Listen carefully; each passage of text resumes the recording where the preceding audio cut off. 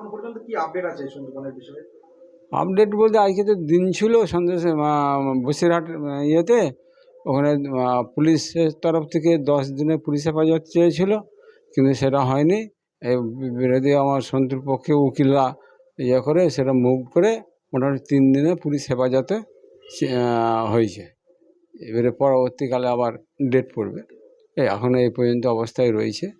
হ্যাঁ, ঘটনাটা আপনারা মানে কতটা কি জেনেছেন, মানে কি রকম কি বিষয়টা হয়েছে? ও জিনিসটা হচ্ছে টিভি যেটা ইয়ে হচ্ছিলো 5টা শো করেছিল, সে হচ্ছেটা কি এবারে তারপরে এবারে আর বন্ধ করে আমি এখানে কর্ম করছি না, আর দেখিনি। এবারে আমি মেলা দেখতে চলে গেলে, আমাদের গ্রামে তো মেলা হচ্ছে। এবারে এর থেকে মেয়ে খবর আমার মেয়ের মোবাইলে তো হোয়াটসঅ্যাপে পাঠিয়েছে। এবারে আমার রিলেটিভরা সব দেখেছে, দেখে এবারে ফোন করেছে। এবারে আমার মেয়ে টিভি খুলে দেখছে যে হ্যাঁ ঘটনা সত্যি অ্যারেস্ট করেছে। হ্যাঁ, মানে সন্দেশখালির ব্যাপারে